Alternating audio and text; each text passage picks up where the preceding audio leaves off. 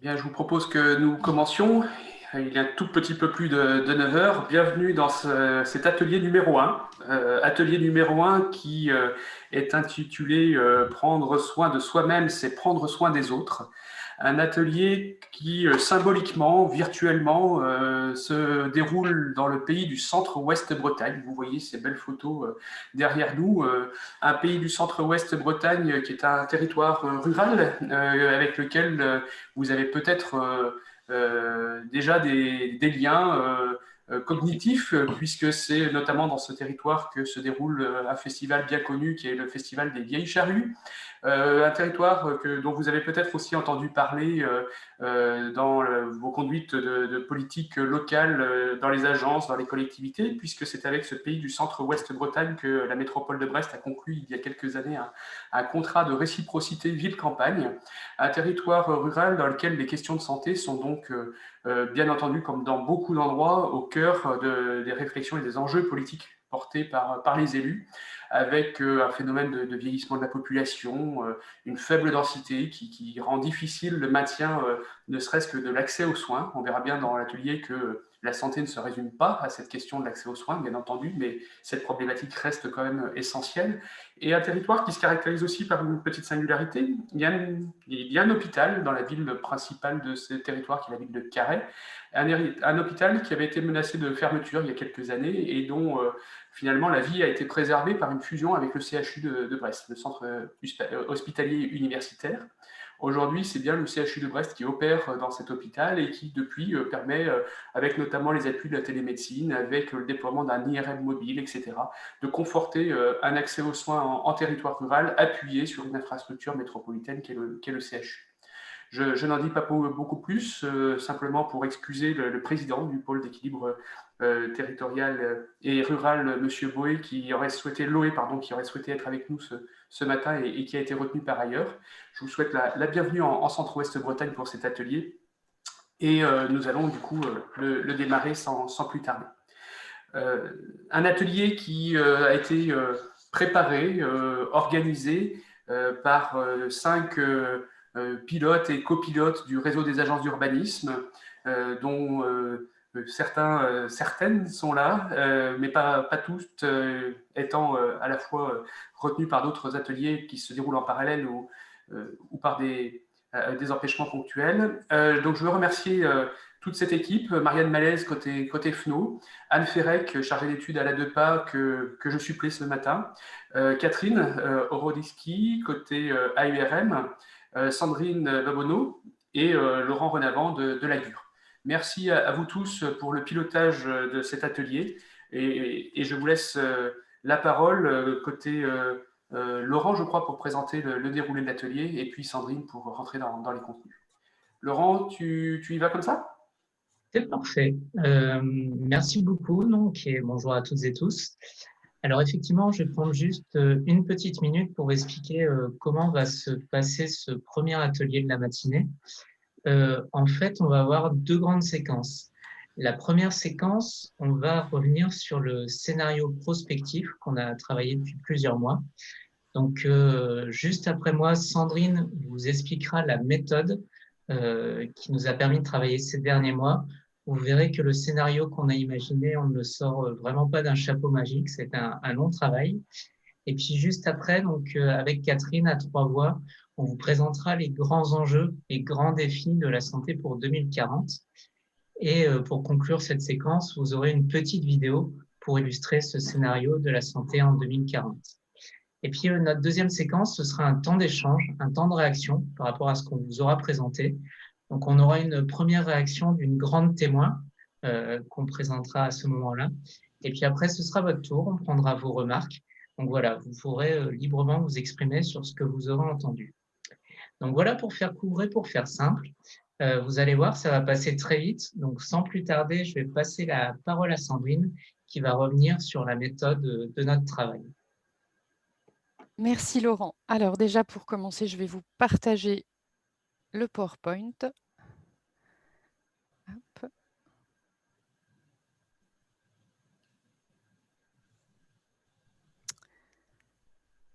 Voilà, je pense que là C'est parfait. c'est bon, vous devez l'avoir. Donc déjà, bonjour à tous et merci d'être présents ce matin. Donc, comme dit Laurent, je vais essayer de vous présenter la manière dont nous sommes parvenus à un récit autour des questions de santé en 2040. Donc, c'est vrai que la thématique de cet atelier a été abordée au travers d'un exercice de prospective optimiste, comme globalement, ça a été fait dans l'ensemble des ateliers. Comme l'a rappelé Benjamin, donc, ça a été un pilotage à la fois de l'AFNO, de la DEPA, de l'agence de Mulhouse et de l'agence de Dunkerque. L'objectif de cet atelier est de se projeter dans une société de 2040 où tous les bons virages auraient été pris, à la fois la transition écologique, la transition énergétique, l'inclusion sociale, etc. Et d'imaginer à quoi ressemblerait notre santé au quotidien dans les territoires de 2040 et surtout comment on serait collectivement parvenu à ce futur désirable.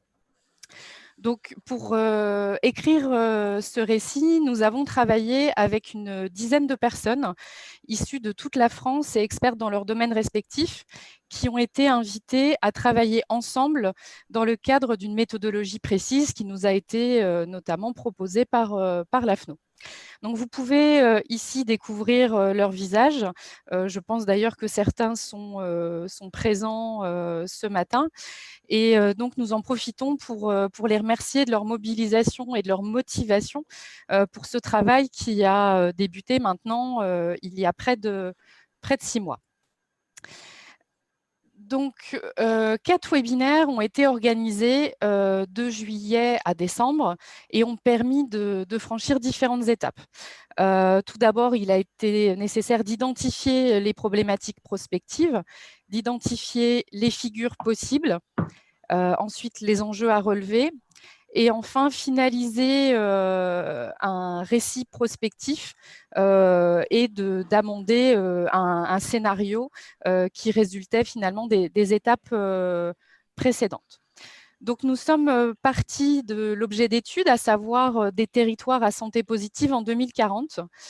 Et nous avons présenté à nos experts 3 angles d'analyse que nous avions discutés, nous, auparavant, sur lesquels ils ont dû faire des propositions. Donc, ces 3 angles étaient rester en bonne santé et se prémunir, avec derrière les enjeux de santé environnementale et d'urbanisme favorable à la santé, se soigner et soigner les autres, avec les questions d'accès aux soins dans les territoires, et donner à chacun les moyens d'être en bonne santé, avec derrière les enjeux de promotion et de prévention de la santé. Le résultat de leur proposition nous a permis de définir pour la seconde séance des problématiques prospectives. Donc, en l'occurrence, il y en avait 4. En bonne santé dans un environnement préservé, l'accès égal et l'accessibilité aux soins repensés pour tous les habitants, tous en bonne santé dans une société où tout le monde a sa place, et enfin en bonne santé car tous informés. Donc, par rapport à ces 4 problématiques, nous les avons interrogés sur comment, selon eux, pourraient se traduire ces problématiques en 2040 si elles s'inscrivaient dans une logique de soutenabilité et de résilience. Donc, la synthèse de leurs propositions nous a permis de définir pour la 3e séance 3 figures possibles. 3 figures possibles donc, qui seraient celles de 2040, à savoir un cadre de vie plus vert, plus sain et plus convivial, un système de santé accessible à tous sans délai et des citoyens acteurs de la santé collective. Et cette fois, nous avons demandé à nos experts d'identifier quels étaient selon eux les facteurs favorables ou défavorables pour parvenir à ces objectifs, quels étaient les leviers d'action envisageables et également quels étaient les acteurs clés qu'il était nécessaire de mobiliser pour parvenir donc à des territoires à santé positive en 2040. Donc, grâce à toute cette matière, nous avons, avec l'équipe de pilotage, travaillé à proposer un récit au groupe d'experts mettant en avant une trajectoire, des enjeux ou défis à relever et des leviers à actionner pour y parvenir. Et donc, lors d'une 4e séance, ils ont pu réagir et compléter ce récit que nous allons maintenant vous présenter, notamment au travers de 6 enjeux principaux donc, que nous allons vous présenter un par un. Mais avant de vous présenter ces 6 enjeux, quelle a été la trajectoire retenue, donc qui correspond finalement au fil directeur qui a ensuite été décliné dans ces 6 enjeux. Donc, pour vous mettre dans le contexte, il faut vous imaginer que ce récit a été écrit en 2040. Donc, en 2040, une société qui est transformée pour le mieux-être avec de nouvelles échelles de valeur, de nouveaux modes de vie et de nouveaux modes de faire. Donc, la santé et l'urbanisme ont longtemps été liés et ont une histoire commune, mais les liens, c'est vrai, se sont délités au fil des décennies. Dans les années 2020, la France a pris un tournant sans précédent, à la fois en subissant la pandémie de la Covid-19, mais également en s'engageant fortement dans les politiques de transition, zéro carbone, fin de l'artificialisation des sols, etc. La santé est devenue l'aiguillon des politiques publiques, considérée d'une part comme un bien commun à défendre et à assurer pour tous les citoyens, mais aussi comme une merveilleuse opportunité de rendre notre cadre de vie et nos futurs plus heureux. Donc, entendu dans son acceptation large, la santé relève bien sûr du soin et de l'organisation du système de santé, mais également de l'environnement, du bien-être physique et mental et de la solidarité entre tous. Donc, un nouveau projet de société a alors été pensé autour des territoires à santé positive. Donc, pour atteindre cette cible, la société dans son ensemble a dû relever des défis et répondre à des enjeux en partant des constats de la situation de 2020. Des différents objectifs ont donc été posés et les freins ont été levés pour atteindre cette nouvelle réalité en 2040. Donc, comme je vous le disais tout à l'heure, les enjeux que nous avons relevés sont au nombre de 6 et nous allons maintenant vous les présenter. Je laisse donc pour les 2 premiers d'entre eux la parole à Catherine de l'Agence de Mulhouse pour vous présenter donc ces 2 premiers enjeux. Bonjour à tous. Donc, un des premiers enjeux qui englobe un peu les autres également, pour arriver à cet avenir heureux en fait, que l'on souhaite, a été de dépasser la prise de conscience des enjeux sanitaires, socio-écologiques. L'idée était de se dire, on sait qu'en fait on est dans une position face à des enjeux par rapport au climat qui change. En fait, on a été face à des inondations, incendies, canicules. Et puis, effectivement, en 2020, la pandémie en fait, liée à la Covid-19 a remis en question nos modes de vie. Et en fait, on se pose la question de quelle manière en fait, on va réagir. Il est vrai qu'après le premier confinement, le deuxième confinement, peut-être d'autres, on a tous parlé en fait, du monde de demain. Moins de déplacements sans doute, plus de solidarité et encore une consommation plus responsable. Mais qu'en est-il? Est-ce qu'on a vraiment mis en place les leviers pour arriver en fait, à changer en fait, ce type de mode de vie? Donc en 2040, puisqu'on prend ce postulat-là, nous pouvons dire que santé et environnement sont étroitement liés dans des territoires résilients et heureux. Donc, on a travaillé sur l'organisation urbaine et sur le renouveau d'un système de santé qui met l'humain au cœur en fait, du système, ce qui permet de lui donner en fait, accès à différentes informations, alors que ce soit médicales et autres. Et ça lui permet en fait, de s'approprier en fait, les indications de santé, mais les indications aussi par rapport aux enjeux en fait, climatiques, notamment ce qu'on peut appeler les pics de chaleur, la pollution de l'eau, etc. Et donc, ça permet d'être mieux informé et de pouvoir adapter ses comportements par rapport à des épisodes en fait, qui pourraient les soumettre en fait, à des désagréments. Le citoyen est donc pris en compte dans sa globalité. On parle de sa dimension physique, émotionnelle, sans oublier son âme, comme on en a parlé hier. Et donc, il y a une évolution importante en fait, dans le système de santé, une plus grande coopération entre les médecines conventionnelles et non conventionnelles, permettre une meilleure prise en charge en fait, incluant les pratiques du bien-être, ce qui était quand même important aussi de mettre en avant. Reconnaître l'utilité sanitaire, en fait, toute médecine, en fait, pas nécessairement parallèle, mais en tout cas qui agit sur le bien-être et le mieux-être. À titre d'exemple, en fait, peut-être avoir des séances de rire quotidiennes qui puissent, en fait, nous permettre de voir l'avenir beaucoup plus heureux. Donc, on en passe à, pour cela, le point 2, en fait, l'enjeu 2, sur le cadre de vie, accompagne, en fait, cette nouvelle organisation. Et dans ce saut, en fait, qualitatif des cadres de vie, on parle maintenant on ne parle plus, en fait, plutôt de nature en ville, mais plutôt d'îlots de vie au sein d'espaces nature. La nature prend tout son sens maintenant.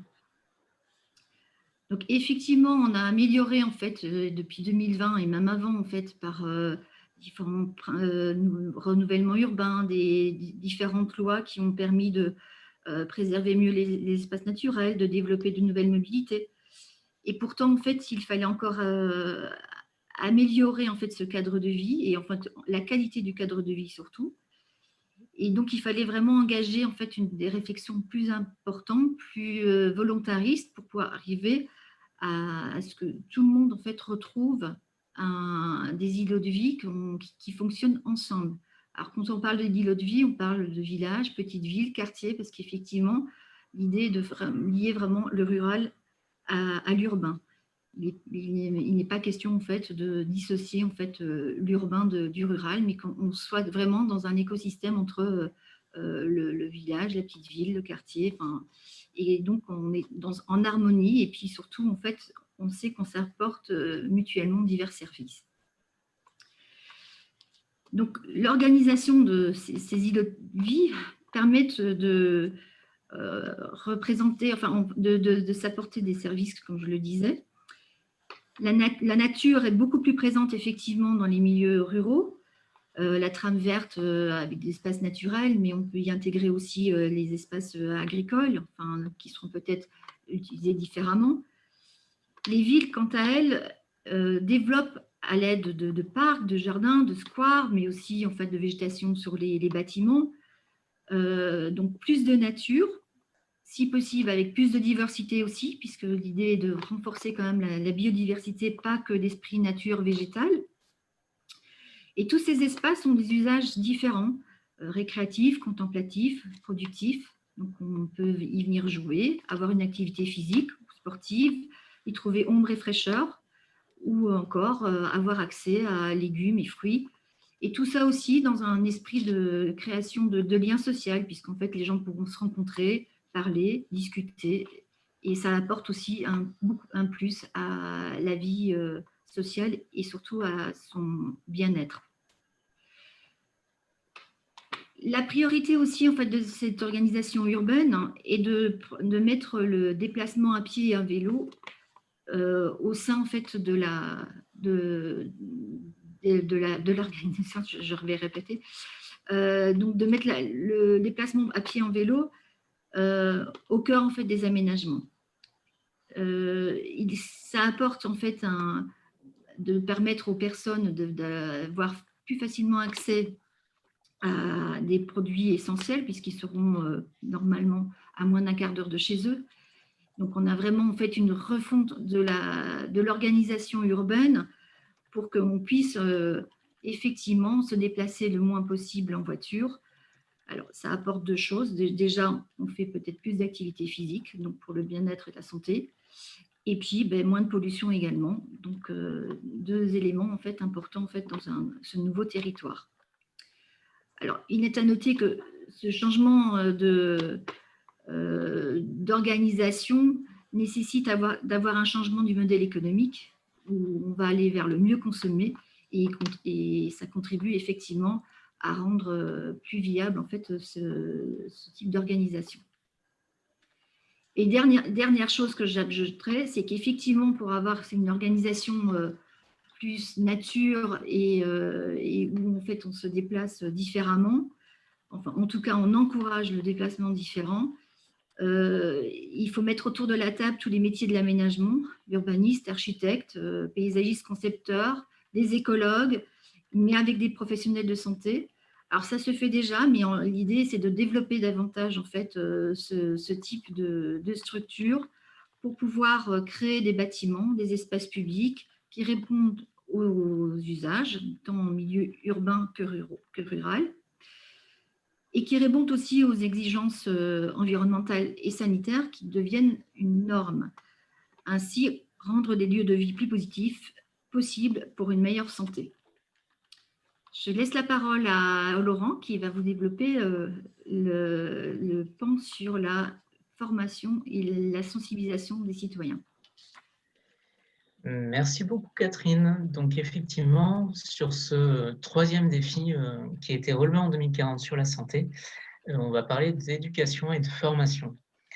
Alors, naturellement, en 2040, on considère qu'on est allé beaucoup plus loin que les initiatives qui existaient en 2020.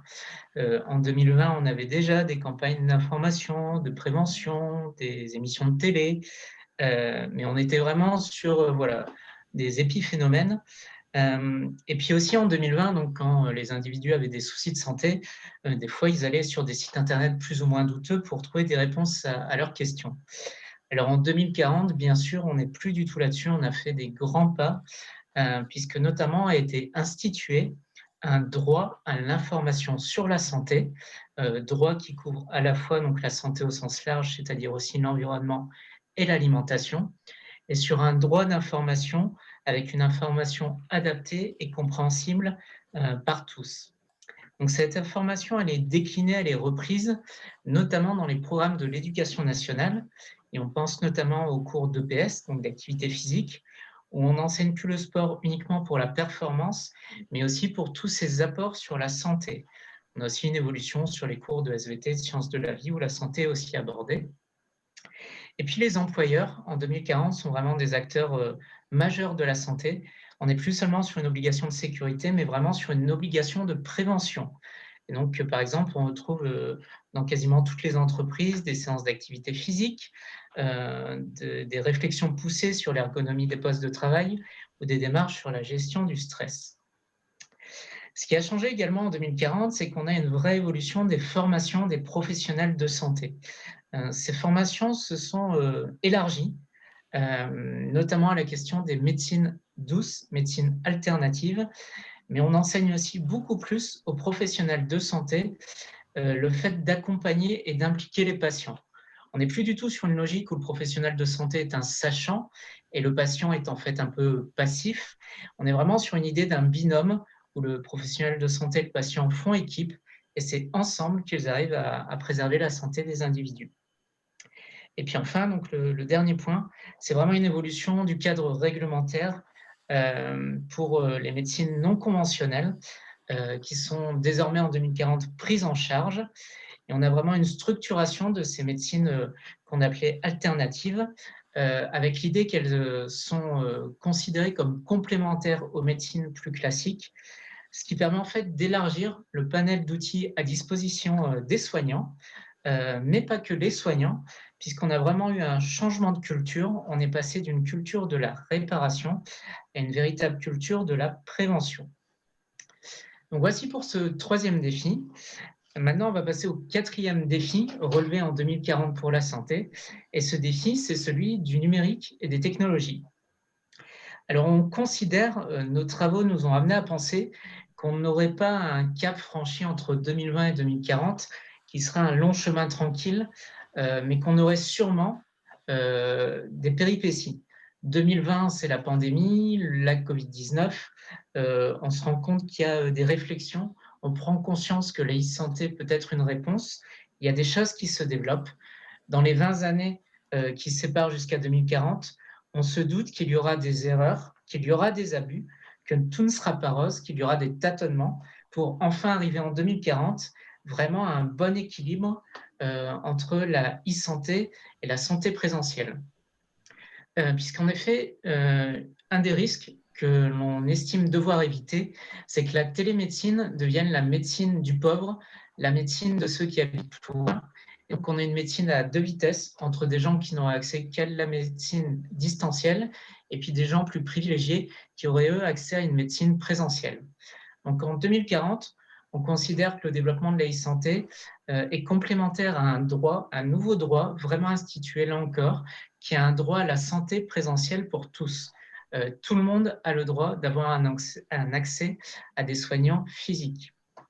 Donc cela passera par un renforcement du maillage territorial des acteurs de santé. Et donc le numérique vient en plus, en fait, en complément. Alors pratiquement, on retrouve des outillages de qualité de haut niveau dans des structures type maison de santé pluriprofessionnelle. Et ces outillages, en fait, ils facilitent les examens.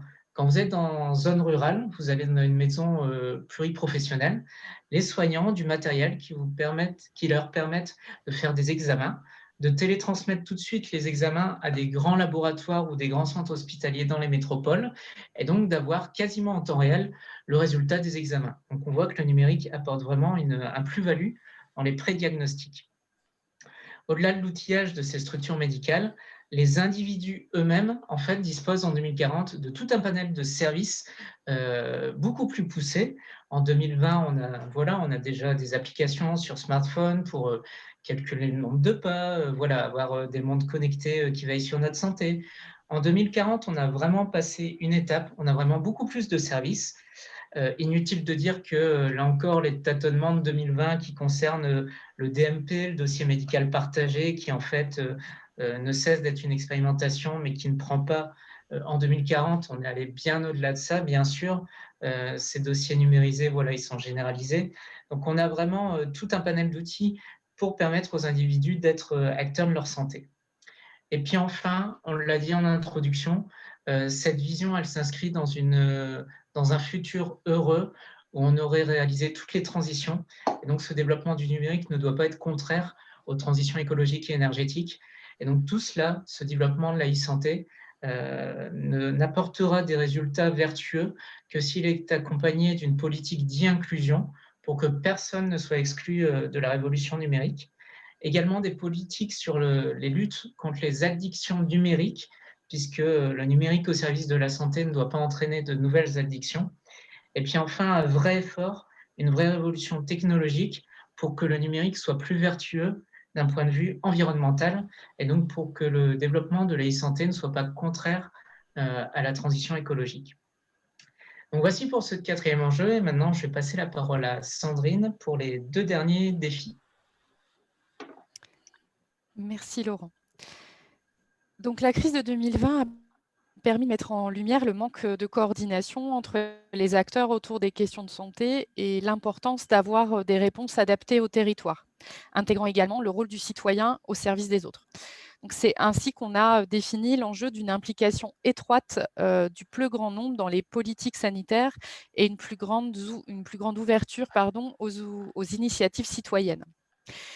Donc, tout ça est passé par une meilleure coopération entre les politiques et les professionnels de santé qui a permis d'instaurer en 2040 des conseils territoriaux de santé, donc qui permet d'avoir vraiment autour de la table l'ensemble des parties prenantes, que ce soit élus, professionnels de santé, acteurs du territoire, mais également des conseils citoyens de santé où chacun peut apporter son expérience, son aide ou son regard sur la meilleure organisation dans son quartier, sa ville ou son village. Donc, ces échanges sont favorisés par la création d'un véritable statut de citoyen participant qui permet finalement à ceux qui souhaitent s'impliquer dans cette participation citoyenne d'avoir un dédommagement, d'avoir du temps pour s'y consacrer et pas uniquement sur son temps de loisir ou personnel. Et du coup, d'être vraiment reconnu dans son rôle pour la société. Ça passe également par une meilleure information de chacun sur les enjeux sanitaires et environnementaux, comme ça l'a été dit. Pour permettre cette participation citoyenne, il faut que le citoyen soit informé, qu'il soit informé et formé, qu'il comprenne ce qui se passe et les enjeux en cours. Cela passe également par la reconnaissance des aidants par un statut officiel qui permet à chacun de faire ce choix en toute sérénité, que ce ne soit pas un choix subi, mais que ce soit bien un choix qui soit fait sans pour autant mettre de côté aussi bien les aspects financiers que les enjeux professionnels, et que tout cela permette une meilleure prise en charge des plus fragiles. Le dernier enjeu, pardon, qui est dans la continuité du précédent, a également pu être relevé sur un temps relativement court. Il s'agit des transformations dans les politiques des acteurs de la santé et de la mise en place de nouveaux équipements et services et d'une plus grande territorialisation des politiques sanitaires. C'est vrai que dans le système complexe qu'est l'organisation du soin au sein de notre pays dans les années 2020, en 2040, ce sont vraiment les territoires, ceux des intercommunalités notamment, qui ont impulsé les changements de pratiques afin de les adapter aux besoins des habitants, et ce, sur un temps relativement court. C'est vrai qu'on sait que les questions de l'organisation des soins, c'est quelque chose qui est très compliqué à réformer.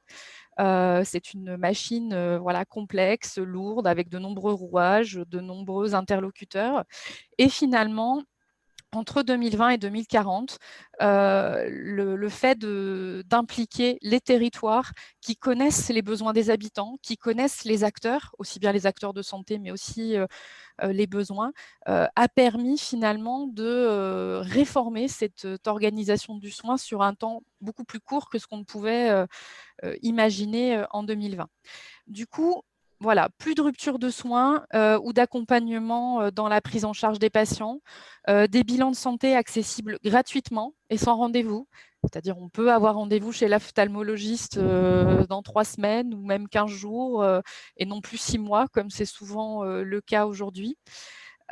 Toute l'organisation entre médecine de ville et hôpital est également repensée, avec une vraie complémentarité entre les deux. Voilà, on va à l'hôpital, mais on a un suivi par la suite qui se fait très bien et de façon tout à fait cohérente par la médecine de ville ensuite. On a aussi, en termes de maillage, le développement d'une vraie complémentarité entre urbain et rural, où même en secteur rural, on peut avoir un accès aux soins qui est facilité. Cette facilitation, elle est aussi permise par le fait que les questions de mobilité étaient pleinement résolues, on va dire comme ça.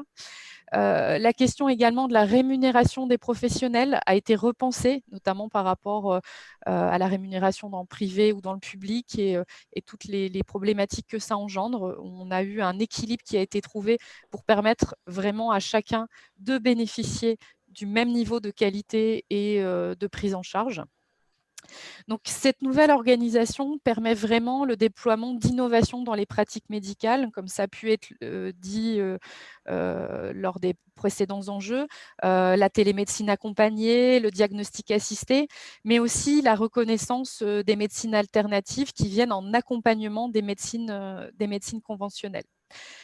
Cette prise en charge, elle se fait vraiment dans tous les temps de vie des gens, sur leur temps privé, mais également sur leur temps professionnel, avec une vraie adaptation au sein des entreprises autour des questions de bien-être des salariés. Voilà, on est vraiment en vente un individu qui se trouve au cœur de la santé, où tous les temps de sa vie sont considérés et où chacun peut trouver le mode de soin ou de prévention qui lui correspond le mieux, avec bien cette idée de favoriser le mieux-être individuel, mais également cette idée de bonheur collectif et de vivre ensemble. Voilà, donc après vous avoir présenté de façon formelle ces 6 défis à relever afin d'aller vers une société transformée pour le mieux-être, je vous propose maintenant d'appréhender le récit de manière un petit peu plus sensible grâce à un film qui a été réalisé en 2040 par l'agence de production Après la pluie, basée à Morlaix. Petit clin d'œil donc au paysage breton et notamment, comme vous allez pouvoir le voir, à la magnifique baie de Morlaix. J'arrête le partage. Hop. Et je laisse Benjamin lancer la vidéo. Alors, on peut y aller comme ça, effectivement.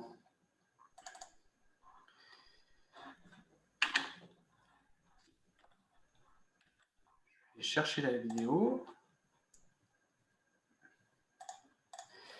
et activer Le partage.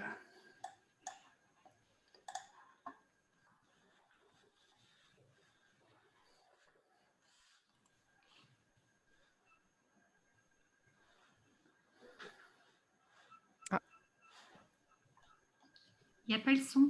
Oui, il n'y a pas de son. Il n'y a pas de son? Eh bien, on va recommencer. Pardon. Petit calage technique. Je vous la remets.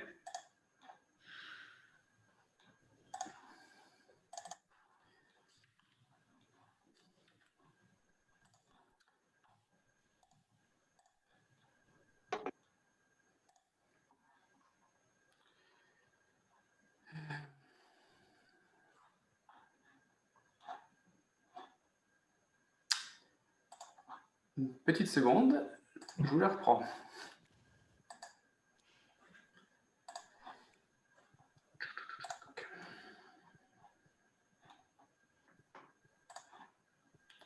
Alors.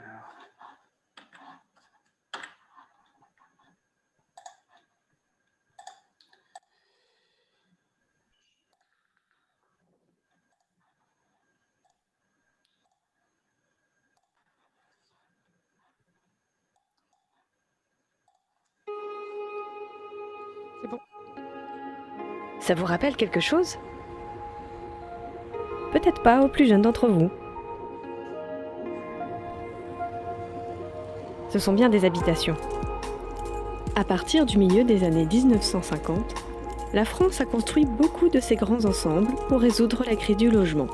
Ils représentaient la modernité et le confort. Mais au fil du temps, la pauvreté s'y est concentrée et les bâtiments se sont dégradés. Jusqu'aux années 2030, ils vont être déconstruits ou reconvertis. Avant, on imposait un minimum de places de stationnement. Maintenant, ce sont les arbres. Un par habitant, c'est la règle.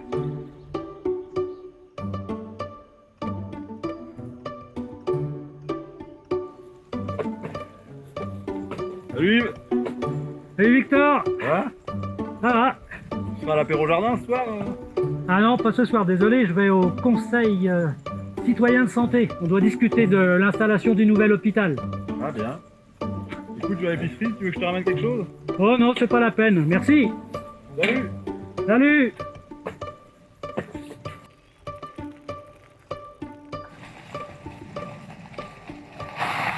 Aujourd'hui, tout le monde prend son vélo pour faire ses activités sportives, culturelles, aller faire ses courses.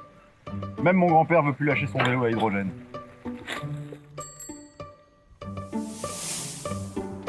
Et pourtant, dans les années 2000, les vélos ne faisaient pas légion. La voiture était le principal mode de déplacement. L'impact sur l'environnement et sur la santé de la population était considérable. Production de gaz à effet de serre, rejet de particules fines, pollution sonore, etc.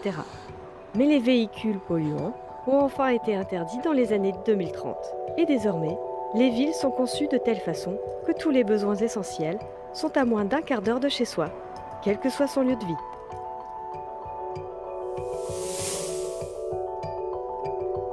En 2020, les rendez-vous chez les spécialistes étaient de plus en plus difficiles à prendre.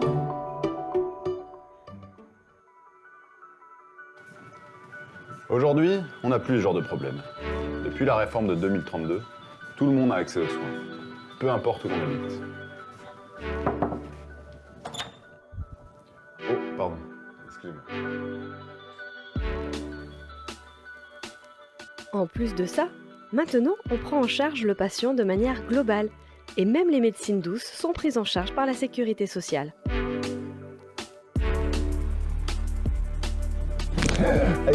Ouf. Ça reprend toujours un peu quand même.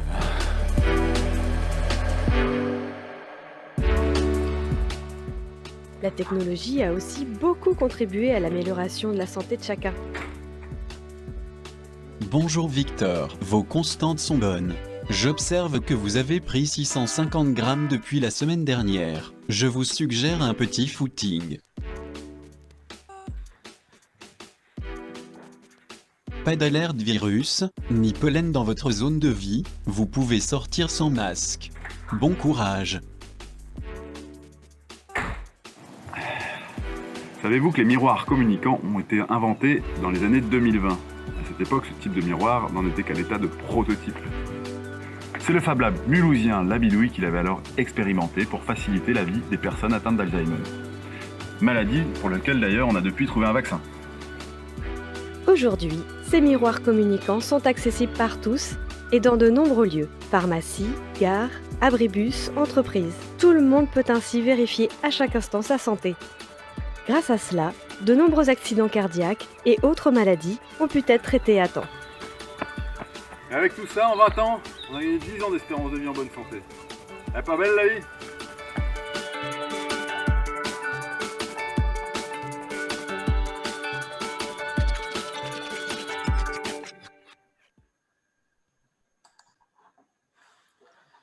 Nous revoilà après cette petite vidéo et cette balade en baie de Morlaix. Je propose du coup d'accueillir la présidente de l'ADEUS, récente présidente Françoise Schetzel, élue à la ville de Strasbourg et l'Eurométropole de Strasbourg, mais également médecin, actrice également des services publics de la santé, à l'inspection générale des affaires sociales, si je ne me trompe pas. Madame Françoise Schetzel, merci d'avoir accepté d'être pour cet atelier notre grand témoin, et donc vous inviter à réagir à tout ce que vous avez vu, entendu comme propos, à la fois dans la première partie de la présentation, dans la petite vidéo. Voilà, qu'est-ce que tous ces sujets évoquent pour vous, ces représentations de 2040, elles vous parlent, vous vous y retrouvez, voilà, quelle réaction?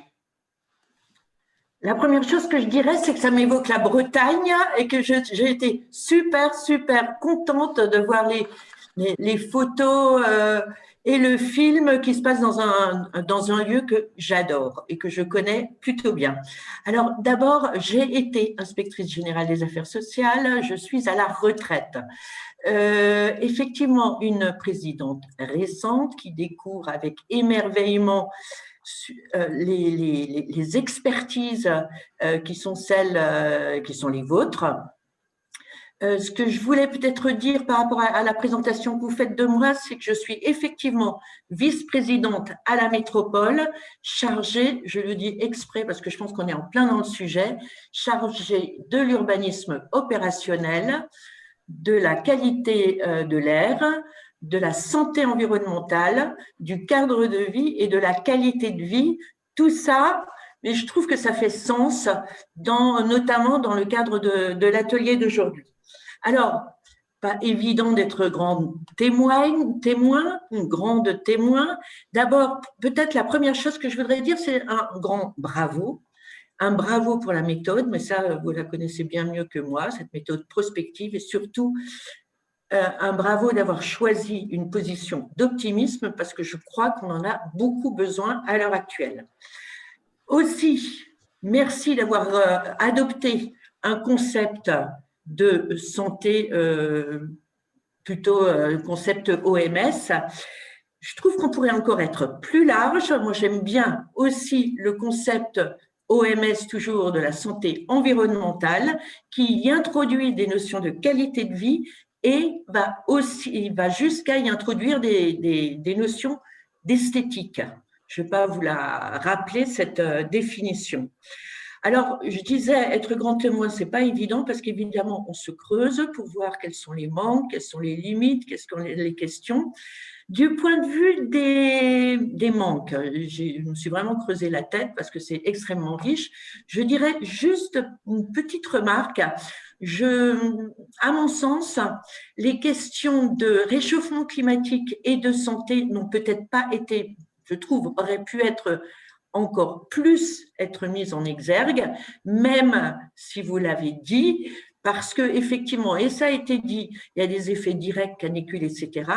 Et il y a des effets indirects, biodiversité, et c'est en creux évidemment tout, dans tout le scénario, mais aussi toutes les questions de maladies émergentes. Je pense par exemple au moustique tigre.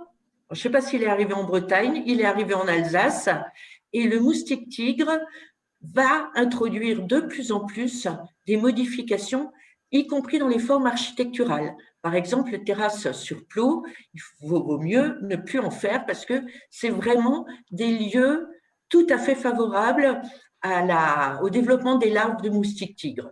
Voilà, donc effectivement, réchauffement climatique et impact sur les questions d'aménagement de territoire et d'urbanisme, c'est présent dans tout ce que vous avez dit, mais je trouve que ça pourrait l'être encore plus.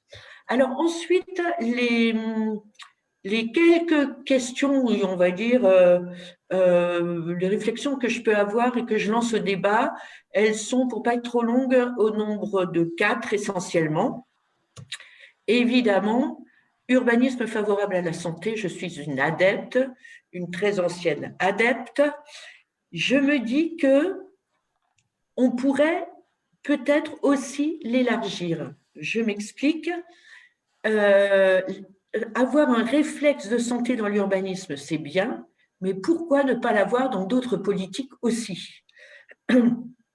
Par exemple, habitat, on est très proche de l'urbanisme. C'est vrai que notamment avec la crise de la Covid-19, on voit bien que l'organisation même, alors je parle des besoins, par exemple les besoins tertiaires risquent d'évoluer, mais l'organisation même de la façon dont on conçoit les logements privés, pour ne pas être toujours dans le bricolage et le stress par rapport aux questions de télétravail, va certainement évoluer.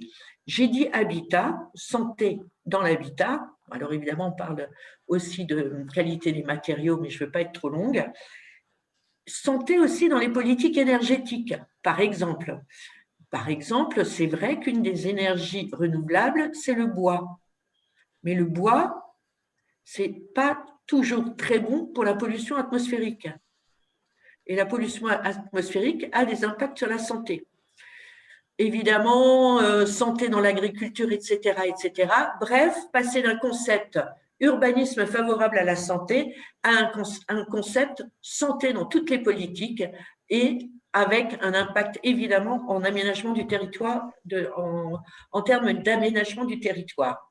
Deuxième réflexion que je pouvais avoir, j'ai beaucoup apprécié évidemment tous les développements sur les questions de pratique et de formation, notamment des acteurs de santé. J'ai aussi beaucoup apprécié le fait que vous disiez, et une idée à laquelle j'adhère complètement, que la santé est un bien commun.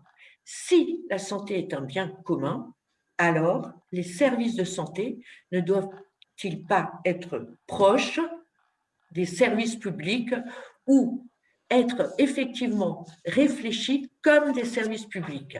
Vous l'avez dit, ça entraîne un certain nombre de modifications et vous les avez pris en compte en termes d'organisation, de rémunération, j'en suis complètement d'accord, d'équilibre privé-public, etc., etc. Donc, service de santé, service public ou s'inscrivant dans une logique de service public.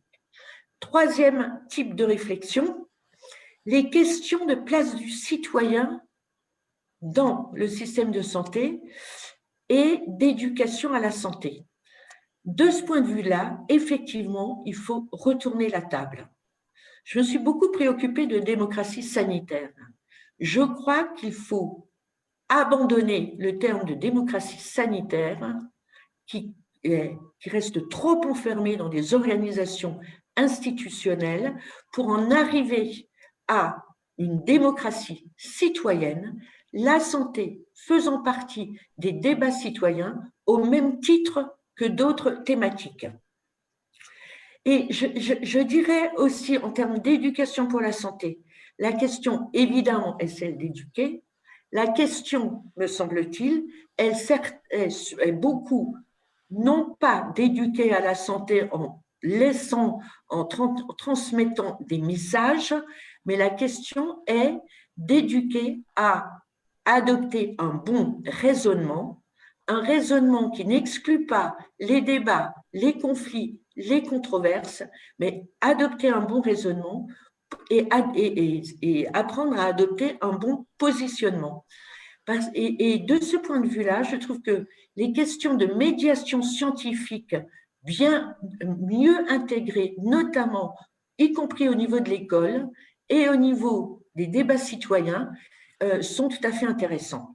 Quatrième et dernière réflexion que je pouvais avoir, c'est sur les questions d'inclusion.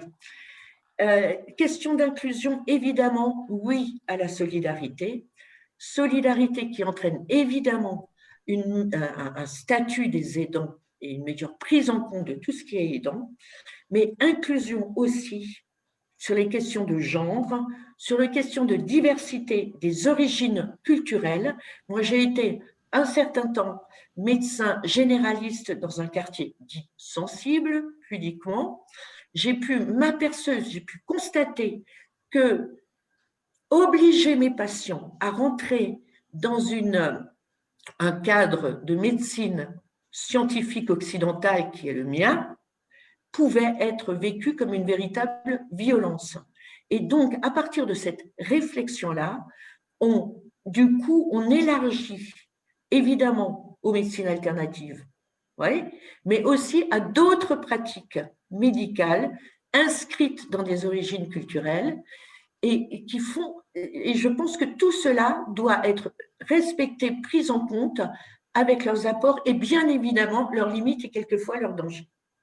Je pourrais dire pareil en termes d'inclusion sur les technologies numériques et vous l'avez très bien dit, je ne reviens pas sur les questions de sobriété énergétique, etc., mais surtout d'équilibre entre technologie numérique et présentiel, parce que j'en suis absolument persuadée, il faut que les professionnels de santé, notamment auprès des gens plus modestes, soient de réels alliés. C'est une histoire d'alliance qui se joue entre un professionnel de santé et un patient, et très souvent, ça passe par du présentiel. Voilà. Alors, ce que je voulais dire en termes de réflexion que je me suis faite, moi, je pense que de toute façon, il y a des germes partout maintenant de tout ce qui est déjà dit. Le problème, c'est que ça reste éparpillé, parcellisé, que bien évidemment, ça va demander des évolutions, vous l'avez dit, politiques, organisationnelles, économiques, etc. Et je conclurai en disant que je me réjouis que l'AFNO soit un espace qui permette ces projections, ces réflexions, ces échanges et qui apporte une vision déjà documentée et argumentée de nos futurs que nous voulons clairement, radicalement optimistes. Je vous remercie. Merci Madame la Présidente. Propos extrêmement enthousiastes. Au nom des copilotes, je vous en remercie d'entrée.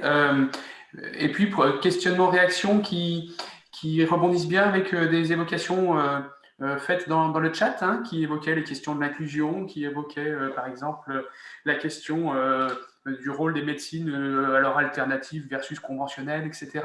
Peut-être dans le chat une question qui est revenue plusieurs fois sur la question de la place de la santé mentale, qui est finalement assez peu présente dans votre propos.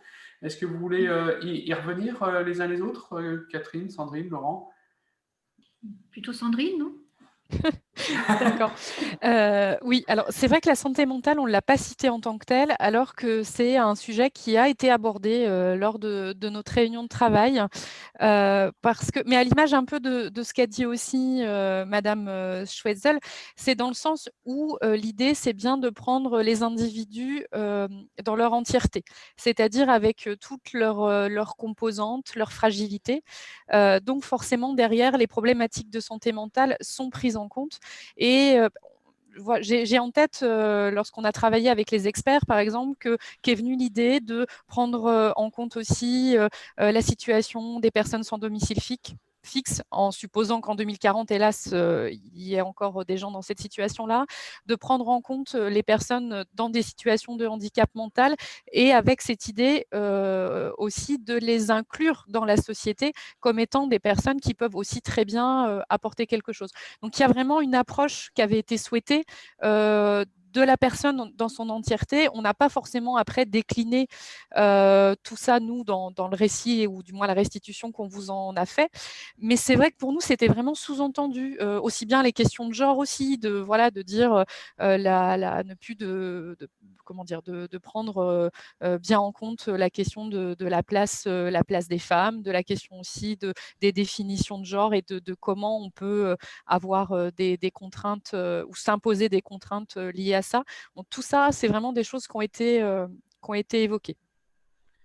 Peut-être du coup revenir sur une autre question qui était posée au tout début dans le chat sur la question médecine alternative que vous avez beaucoup mise en avant et en s'interrogeant, mais finalement la médecine plus conventionnelle n'est-elle pas aussi apte à aller davantage dans un rôle de prévention? Pourquoi cet accent sur les médecines alternatives? Enfin voilà, pourquoi cette place-là? Comment est-ce que vous pouvez nous en dire un petit peu plus? Alors, c'est vrai que je peux peut-être commencer à apporter des éléments de réponse. Dans le travail avec nos 11 experts au fil des discussions, c'est vrai que c'est revenu assez souvent et de manière assez prégnante. De ce qu'on en a compris, en fait, nos experts, lorsqu'ils élaboraient le scénario, se disaient qu'on a aujourd'hui tous des outils qui seraient mobilisables pour la santé, mais qui aujourd'hui ne sont pas reconnus, qui sont peut-être déconsidérés et donc mis de côté, et que les professionnels de santé, ou en tout cas aujourd'hui dans leur enseignement, ils ont un enseignement assez classique de ce qui est considéré comme une vraie médecine, on va dire. Et puis toutes ces choses un peu périphériques sont peut-être moins intégrées, alors que on se rend compte que la documentation scientifique commence à mettre en avant tous les bienfaits. Enfin voilà, on a différents exemples. Alors, je vais prendre un exemple que je connais un peu, c'est celui de la méditation. Vous avez énormément de publications scientifiques aujourd'hui qui vous démontrent par A plus B en fait tous les apports pour la gestion du stress, pour la respiration, etc. Et c'est considéré un peu comme quelque chose de gadget, en tout cas qui n'est pas du tout intégré dans les formations de santé. On a aussi d'autres choses qui ne touchent pas forcément à l'alternatif, mais par exemple, quand vous avez aujourd'hui un souci de santé mentale, quand quelqu'un a un souci de dépression, les deux armes pour le soigner, ce sont les antidépresseurs, donc des médicaments, de la chimie, et puis de la psychothérapie. Aujourd'hui, les médicaments sont remboursés et la psychothérapie n'est pas remboursée, alors que pourtant, les soignants vous diront en fait que ce sont des éléments complémentaires. Donc en fait, on a tous des outils a priori bénéfiques pour la santé, dont aujourd'hui on se passe un peu, ou en tout cas on n'utilise pas complètement. Voilà, on a vu d'autres exemples dans la vidéo, l'ostéopathie, et ça allait même par exemple jusqu'à, et ça a été évoqué par nos experts, en fait, des séances de rire en groupe.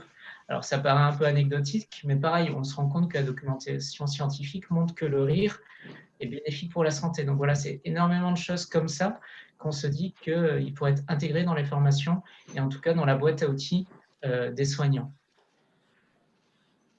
Merci. Pas mal de questions là sur le fil de discussion, toujours. Je vais peut-être en retenir une qui n'était pas le cœur de l'exercice. Je le dis d'emblée, qui était demandé à nos préparateurs et pilotes d'ateliers. Mais bon, on a posé un récit pour 2040 et il y a quand même la question des leviers pour y parvenir. Voilà, pour vous, quels sont un peu les chantiers prioritaires qu'il faudrait essayer de mener, quel levier activer? Il y avait la question aussi tout à l'heure de comment faire aussi face à une démographie médicale qui évolue plus défavorablement enfin, en tout cas pas dans la même dynamique que la population globale qui, elle, vieillit beaucoup, va avoir des besoins de santé supplémentaires, etc. Donc, comment est-ce que vous avez identifié éventuellement quelques premières pistes et leviers d'action pour essayer de concrétiser ce scénario? C'est moi? Oui, Catherine. En fait, je vais rebondir sur ce que Madame Chetzel a dit. Finalement, en fait, il y a beaucoup de choses qui sont déjà en gestation, et l'idée est vraiment de prendre un grand coup, en fait, et d'aller plus loin, et puis surtout de mettre en relation toutes ces gestations de changements politiques, enfin de politique au niveau de la santé, mais aussi au niveau de l'urbanisme. Effectivement, enfin, si je prends le volet cadre de vie, urbanisme, enfin à l'habitat, on a déjà beaucoup de politiques qui vont dans le bon sens pour améliorer en fait les normes sanitaires, mais aussi d'avoir plus d'espace ombragés en fait dans les nouveaux quartiers, de ne pas être sur éviter les îlots de chaleur et ce genre de choses. Et donc en fait, il faut vraiment aller plus loin et se dire que ça ne soit plus en fait limité à certains quartiers, mais que ça soit généralisé, puisqu'effectivement, souvent en fait, on a ce type d'opération dans des secteurs de renouvellement urbain ou des nouvelles opérations, et que ça soit vraiment généralisé un peu partout, et qu'on ait vraiment cette politique-là de pouvoir améliorer le cadre de vie. Donc, il y a déjà des éléments, il faut vraiment faire un pas de plus et accentuer, et qu'on ait vraiment une relation, l'urbanisme dans ce cadre-là, on est encore au balbutiement en fait, de prendre le facteur santé dans l'urbanisme, et donc de pouvoir aller plus loin, et que ça soit vraiment un élément plus important.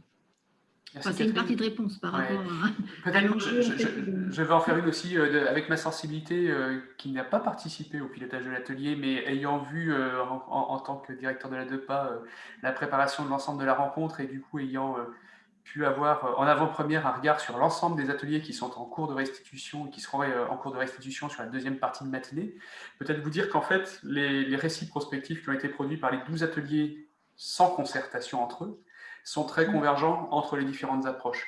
Et donc, quelque part, ça pose aussi vraiment l'idée que ces récits prospectifs posent une discussion en termes de projet de société, un projet politique au sens le plus profond du terme politique. Et c'est ça qu'on essaiera de discuter cet après-midi de retour en plénière. C'est-à-dire que les leviers, ils sont multiples et ils sont bien dans la cohérence des politiques dans toute leur diversité, et pas simplement effectivement dans un champ réduit à la santé, ou même élargi à la santé et l'urbanisme. Ça a bien à voir effectivement avec les formes d'aménagement du territoire, les modes de développement économique, l'éducation, la gouvernance, etc. Donc c'est effectivement un sujet de choix de société pour 2020, pour en 2020 dessiner la trajectoire vers 2040. Peut-être d'autres questions. Il y avait une question sur les politiques de prévention sont plus développées dans d'autres pays peut-être scandinaves, nordiques. Est-ce que vous avez regardé un petit peu ce qui se faisait ailleurs dans la préparation de l'atelier? Alors, qui pourrait répondre à ça? Sandrine? Oui, c'est vrai que dans nos échanges préalables, on a pu effectivement s'interroger sur ce qui se faisait ailleurs. Alors oui, pays nordique ou ailleurs, mais effectivement, quand on regarde ce qui se fait dans d'autres cultures, mais Madame Schatzel l'a dit en fait, c'est-à-dire qu'aujourd'hui, on se rend compte qu'en fonction de la culture et de nos origines, on va avoir une approche vis-à-vis de la promotion de la santé et de la prévention qui va être différente. Et du coup, ça interroge effectivement les médecines alternatives auxquelles on peut être amené à traiter. Donc oui, il y a des choses qui se font ailleurs. En fait, on se rend compte que quand ça se fait, c'est souvent que justement, on sort un petit peu des approches de silos. Je reprends ce qui a été dit effectivement sur le fait que, par exemple, quand faire un urbanisme favorable à la santé, c'est bien, mais l'idée, c'est que ça puisse infuser dans toutes les politiques publiques. Hein. Donc, c'est vrai que c'est le point de départ qu'on avait pris de nous en disant qu'il fallait que la santé soit vraiment l'aiguillon des politiques publiques. Et on se rend compte effectivement que dans d'autres pays, on a finalement cette notion de bien-être de l'habitant qui est vraiment peut-être plus mis en avant, et que du coup, ça permet, grâce à cette logique, de sortir du fonctionnement en silo, parce que forcément, quand on s'intéresse au bien-être des gens, on va regarder toutes les facettes de vie, aussi bien la santé psychologique et ce qui lui est donné à voir, parce qu'on se sent mieux quand on vit dans du beau. Alors, toute la notion de beauté, après, bien sûr, à redéfinir, mais voilà, quand on est mieux pris en charge, donc avec un meilleur accès aux soins, quand on a accès à l'éducation, à la culture. Donc, en fait, c'est ça, c'est ce qui est intéressant, c'est là où on s'intéresse plus au bien-être, on est finalement dans une situation où ça vient infuser l'ensemble des politiques, les politiques publiques. Alors, il y a quelques commentaires pour dire que les trajectoires qu'on propose, là, les options sont sympathiques, désirables certainement, mais pas forcément complètement en résonance avec l'actualité. Certains soulignent qu'on est plutôt dans une logique de déremboursement de médicaments, par exemple. Une question sur, mais finalement, en 2040, la sécurité sociale existera-t-elle encore ? Comment vous réagissez par rapport à cela? Alors, je vais peut-être réagir et je laisserai mes copilotes réagir aussi. Ça fait écho vraiment à la plénière de hier, notamment à ce qu'a dit M. Rotner sur un peu un nouveau contrat social.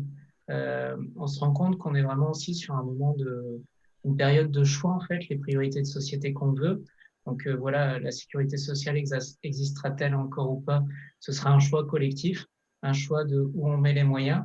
Après, c'est vrai qu'on est parti résolument sur un scénario optimiste, donc en se disant qu'en 2040, il y aurait tous les moyens pour faire ce que l'on souhaite faire. On est certes confronté à la question financière. Alors, on ne l'a pas forcément énormément creusé dans nos travaux, mais on peut se dire qu'aussi, et ça a été un peu en filigrane de nos réflexions, sur la manière de considérer la santé au niveau des politiques publiques, et notamment le financement de la santé, ce que ça coûte, ce que ça rapporte, et de se dire que peut-être en 2040, lorsqu'on fera les budgets des politiques de santé, on ne regardera pas seulement les coûts, combien coûte la gestion des hôpitaux, le remboursement des médicaments, on aura peut-être des études exemptées, post-exemptées, en se disant, bon, bah, alors on regarde combien d'argent on va mettre dans la prévention et on calcule tout ce que ça va faire économiser sur les soins à l'avenir parce qu'on aura pris les devants. Et peut-être qu'une nouvelle manière de bâtir les budgets des politiques de santé en prenant ces évaluations de 1 euro investi dans la prévention égale combien d'euros économisés dans les soins les années après, permettra en fait de dégager des marges de manœuvre financières parce qu'on se rendra compte qu'en fait cet investissement est vraiment rentable. Voilà des premières pistes. Je ne sais pas si mes autres copilotes... Oui, merci Laurent. Peut-être moi revenir aussi sur une question importante, sur la question des inégalités. Inégalités territoriales d'une part, inégalités sociales d'autre part, la question de la pauvreté. Comment est-ce que vous voyez une réponse solidaire, puisque vous aviez bien dit qu'on était dans une logique de santé pour tous, inclusive.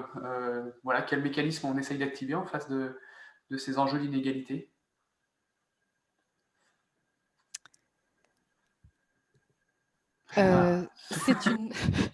C'est une question complexe. Alors, c'est vrai qu'on n'est pas forcément rentré dans le détail. On a, par rapport à nos échanges, c'est vrai qu'on était bien dans cette idée que tout le monde puisse avoir un accès aux soins, donc parce qu'aujourd'hui, on a notamment évoqué la question des secteurs ruraux, etc., et des difficultés d'accès. On n'a pas forcément parlé de la pauvreté en tant que telle, si ce n'est avec cette idée quand même de lutter contre les inégalités territoriales et de se dire que alors, on n'a pas forcément identifié du coup les leviers à mettre en place, mais que c'était bien de faire en sorte que tout le monde, quel que soit son niveau de revenu, ait un accès aux soins et à l'éducation. Donc voilà, c'est vrai qu'on n'a pas tout creusé, on va dire, dans cet atelier. Et cet aspect-là, pas forcément. C'est vrai que peut-être que du fait de notre vision un peu optimiste, voilà, on peut espérer que les questions de pauvreté étaient tout partie réglées ou du moins améliorées. Voilà, je ne sais pas si mes collègues veulent compléter. Je ne sais pas si Françoise Schetzel, comme j'ai un peu travaillé sur la question, si je puis… Bien sûr. Je crois que d'abord, la première chose, inégalité sociale de santé, il faudrait aussi ajouter inégalité sociale et environnementale de santé. Première chose. Parce que très souvent, il y a le cumul des risques entre les deux. Deuxième chose, je crois qu'il faut vraiment différencier un objectif de réduire la pauvreté, qui est un objectif soit, et l'objectif de réduire les inégalités. Parce que je crois, je ne vais pas trop rentrer dans les détails, mais les leviers à mobiliser ne sont pas tout à fait les mêmes. Troisième chose, simplement, sans aller trop loin, sur la question de la réduction des inégalités, par exemple, on sait que les inégalités de santé se construisent dès la petite enfance et s'expriment tout le long de la vie, notamment à l'âge adulte. Eh bien, un des premiers leviers qu'on a pour réduire cette production d'inégalités lors de la petite enfance, c'est pas la PMI, c'est pas le médecin, mais c'est les modes de garde de la petite enfance. Donc, vous voyez, c'est juste un exemple que je donne. Il y a eu pas mal de publications internationales là-dessus. Et on cherche quelquefois, toujours, parce qu'on est dans la santé, de voir ce que peut apporter le système de soins, voire de santé, mais quelquefois, les leviers sont dans d'autres types de politiques. Voilà. Merci beaucoup. J'avais envie d'apporter. Je vois que la discussion est vive sur le fil de discussion et plutôt convergente. Une question qui est posée en se disant finalement, est-ce que dans le raisonnement et dans le scénario qui nous est proposé, la notion de frugalité heureuse ne serait pas une des conditions de base de ce scénario? La formule de la question me conduit à repréciser un tout petit peu le cadre initial dans lequel on avait pensé les ateliers. On s'était dit, je l'ai posé hier en plénière d'ouverture de la rencontre, que pour essayer de penser les horizons, les futurs de 2040, on a demandé à tous les ateliers de faire un postulat qui était de se dire qu'on avait bien progressé en 2040 sur le chemin de la neutralité carbone, du zéro artificialisation des sols et vers une économie plus circulaire. C'est-à-dire que les transitions, les grandes transitions déjà inscrites dans nos politiques publiques européennes, enfin internationales, européennes, nationales, auraient progressé et qu'on chercherait à se représenter un monde ayant progressé sur ces chemins des transitions. On n'a pas plus cherché à qualifier ensuite le bonheur, le bien-être.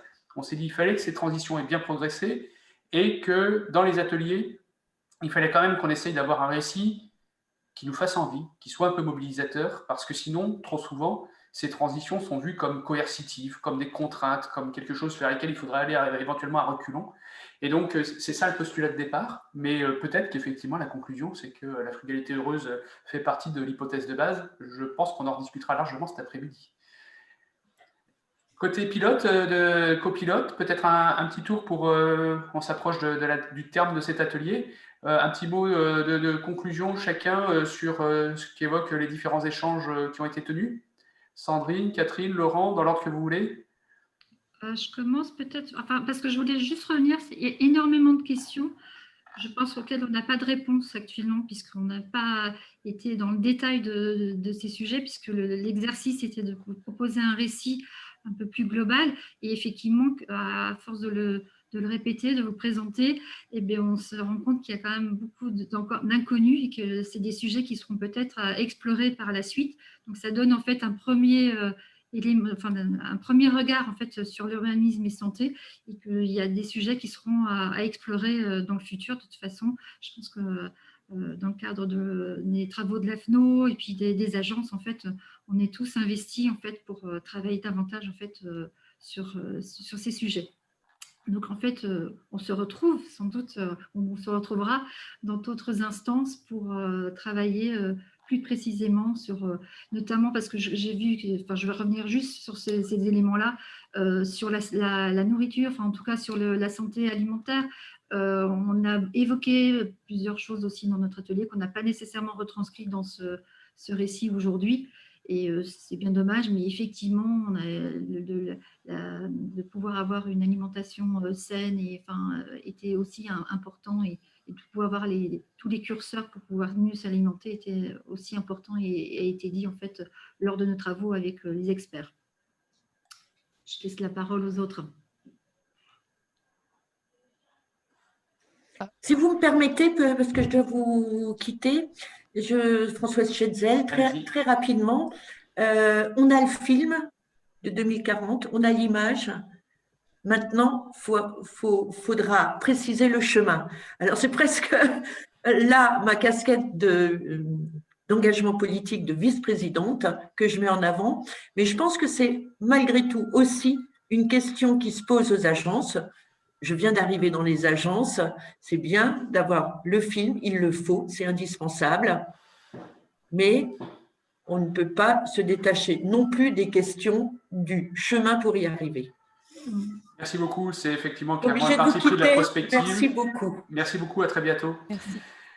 Pour juste rebondir par rapport à la commande finalement que vient de nous faire Madame Schetzel, je pense que ça correspond tout à fait moi à l'idée que j'ai du rôle des agences, c'est-à-dire qu'au sein des agences, on est amené à traiter de sujets extrêmement variés, extrêmement divers.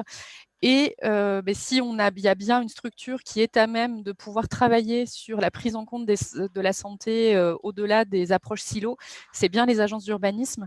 Moi, j'en suis d'autant plus convaincue que là, j'ai la chance de travailler à l'agence de Dunkerque, mais également dans une autre structure qui est une structure de promotion de la santé en parallèle, que je vais citer, qui est l'espace santé du littoral. Et en fait, je me rends compte à quel point l'expertise d'une agence d'urbanisme peut aussi venir alimenter des réflexions d'une structure de promotion de la santé, et à quel point nous, les agences ont un rôle à jouer pour accompagner les politiques publiques pour sortir du silo, mais aussi mieux échanger avec d'autres acteurs qui sont peut-être des acteurs plus, j'allais dire, du terrain de la promotion de la santé et de l'action en faveur de la santé, et qui a vraiment des passerelles à monter, et que voilà, pour pouvoir justement construire le chemin vers 2040. Bien, merci Sandrine. Laurent, le mot de la fin, 1 minute. Je vais paraphraser Clémenceau en disant que la santé est une chose trop sérieuse pour la confier aux seuls professionnels de santé. Donc on a tous un rôle à jouer au regard de nos compétences, et les agences d'urbanisme, comme tout autre citoyen, comme tout autre acteur, ont un rôle à jouer et donc doivent vraiment prendre en compte ces questions-là. Et donc vraiment, on vous incite à vous impliquer dans le nouveau groupe santé FNO qui vraiment prendra la continuité de cet atelier pour pousser les réflexions. Merci à tous. L'atelier va prendre fin maintenant pour vous laisser une petite pause avant de replonger dans la deuxième série d'ateliers qui commence à 10h45 et puis qui va nous permettre de nous reconnecter sur d'autres sessions et de poursuivre la réflexion sur d'autres thématiques, mais vous le verrez, avec de grandes convergences entre les approches, et la plénière de cet après-midi également promet d'être extrêmement riche. Merci à tous, à très bientôt. Merci. Merci, à bientôt.